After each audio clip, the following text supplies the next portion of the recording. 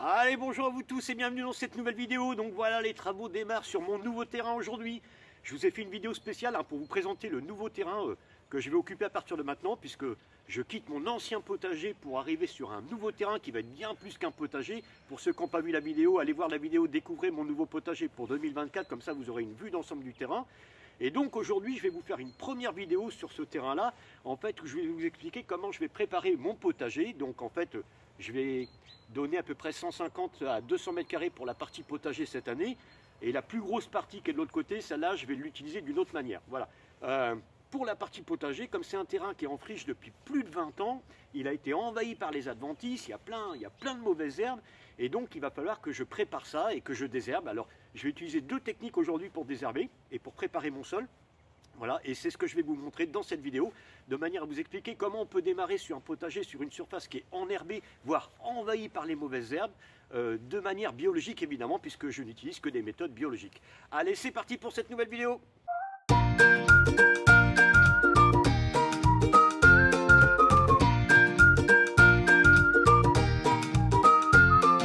Alors le nouveau terrain sur lequel je viens d'arriver, c'est un terrain qui fait à peu près 750 mètres carrés en tout.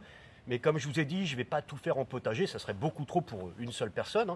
Donc cette année, je vais plutôt être sur 150 à 200 mètres carrés de potager. Et donc cette surface de potager, j'ai décidé de la diviser en deux parties. Pourquoi? Parce qu'en fait, je vais une partie, en fait, celle où je suis tout de suite, vous voyez, qui est quand même pas mal enherbée, mais rien comparé à celle du dessus. Voilà.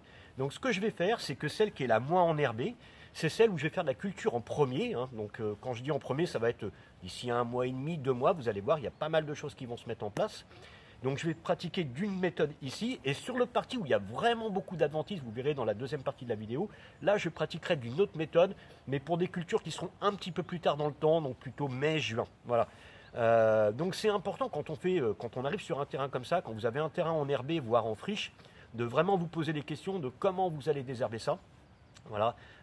Moi je ne vais pas du tout retourner mon sol, ça c'est un sol qui n'a pas été occupé depuis plus de 20 ans, donc il y a une vie qui s'est développée ici, et ça je ne veux pas le casser. Moi ce que je veux, c'est juste avoir une surface sur laquelle je puisse faire du potager, faire des semis, faire des cultures, venir planter mes plants de tomates, d'aubergines, de poivrons, de piments quand la saison va avancer un petit peu. Voilà. Donc aujourd'hui ça va être la première étape. Donc la première partie qui est la moins enherbée, donc ça, si vous avez un terrain en pelouse, ça peut s'appliquer à ce que je vais vous montrer ici. Voilà. Faut savoir que même quand c'est en friche, il y a des solutions de désherbage, et c'est l'intérêt de cette vidéo, c'est de vous montrer comment on peut faire de manière à avoir une surface de culture qui est prête assez rapidement dans le temps, sans trop s'épuiser physiquement. Alors première méthode que je vais utiliser, donc c'est celle du carton. En fait, tout simplement, ce qu'il va faire occulter, ce qu'on appelle occulter, c'est priver de lumière le sol, de manière à ce que les herbes, les mauvaises herbes, les adventices cessent de pousser, voilà, de manière à préparer mon terrain. Donc la méthode du carton, ce n'est pas une méthode qui est très compliquée en soi. Ce qui est intéressant aussi avec cette méthode-là, c'est que c'est une manière aussi de recycler le carton. C'est une ressource qui est quand même assez facile à se procurer. Donc ça, vous pouvez en trouver dans les poubelles jaunes autour de chez vous. Sinon, vous pouvez aussi aller vers certains commerçants, certaines entreprises qui se débarrassent de leur carton de manière à avoir des surfaces de carton un peu plus importantes si vous avez de la surface à traiter. C'est quelque chose aussi qui est pas lourd à transporter, donc c'est vrai que moi je parle toujours de la fatigue qu'on a au potager, donc c'est important, ça c'est quelque chose qui est pratique à transporter, qui n'est pas lourd à transporter.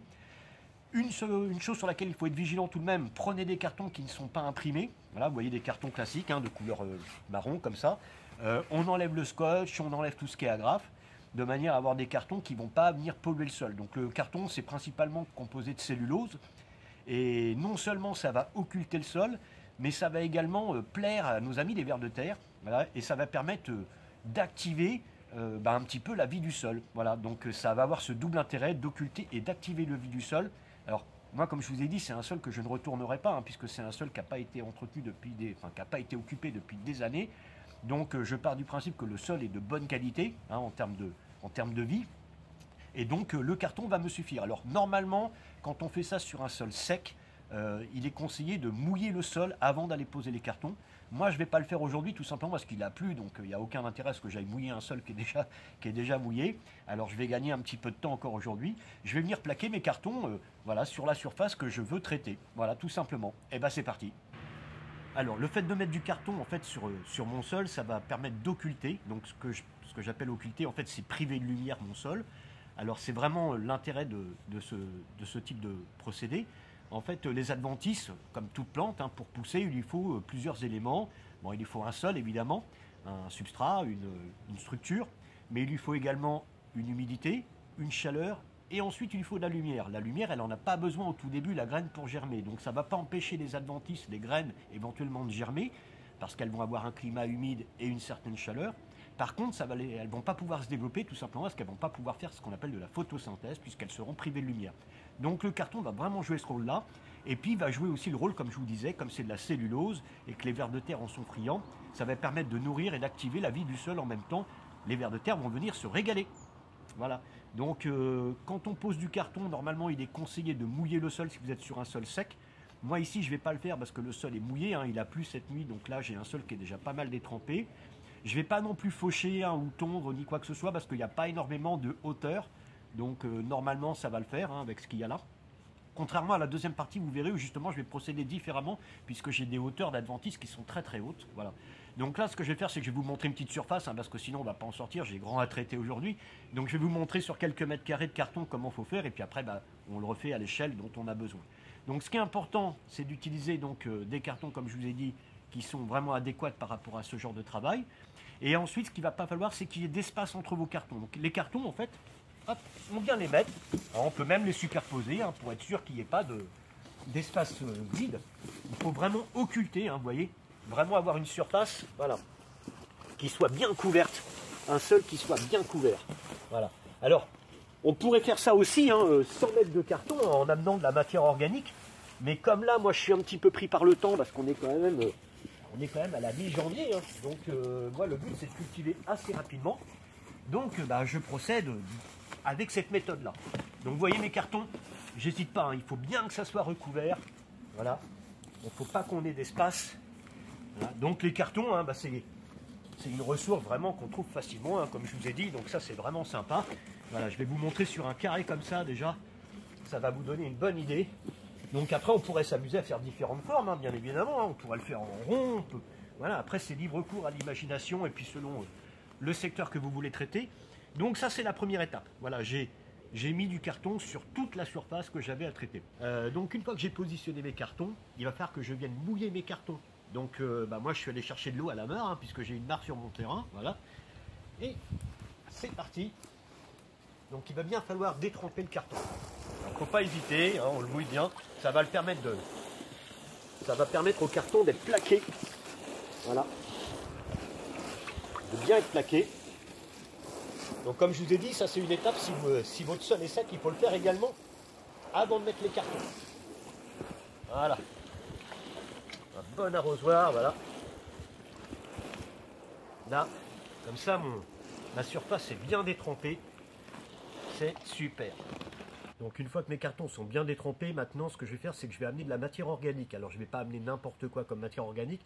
En fait là je vais amener du compost mais qui est en cours de décomposition, qui est encore relativement assez grossier. Alors ça va avoir un intérêt, c'est que les vers de terre qui sont attirés par la cellulose du carton vont aussi être attirés par le compost qui est au-dessus du carton. Ce qui va vraiment permettre d'avoir un travail, une activité vivante qui va se mettre vraiment en place, plus importante que si je mettais uniquement du carton. Hop, alors c'est parti. Voilà. Je vais rechercher d'autres brouettes hein, parce que ça ne va pas suffire. Hein, voilà.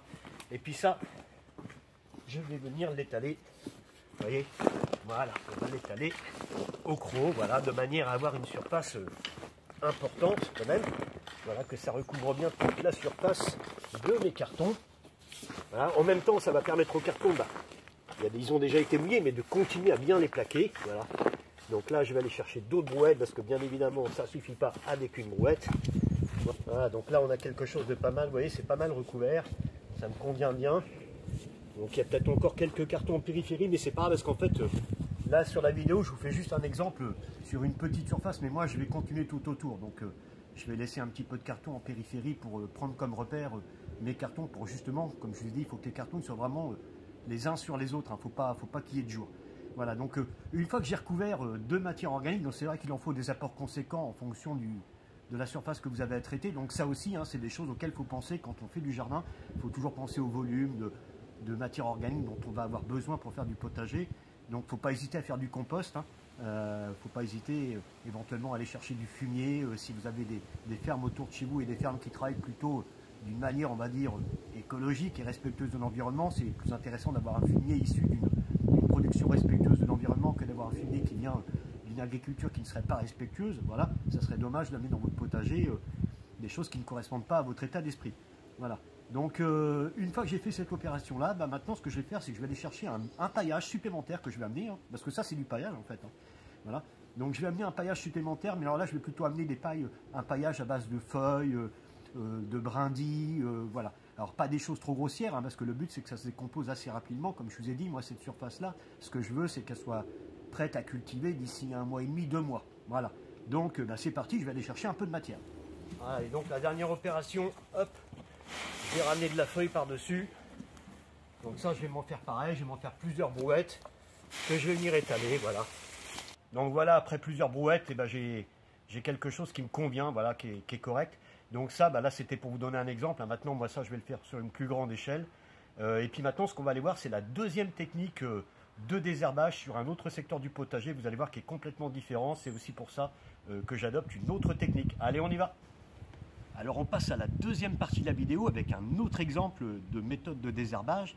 Tout simplement pourquoi? Parce qu'on n'est pas du tout dans le même environnement que tout à l'heure. Pourtant on n'est pas loin, on est à quoi? On est à 15-20 mètres du premier secteur où on a été travaillé tout à l'heure.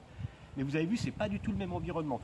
Tout à l'heure j'étais sur une surface qui était enherbée. En effet, il y avait des mauvaises herbes, mais c'était pas non plus, hein, comme ici, vous voyez, autant développé qu'ici.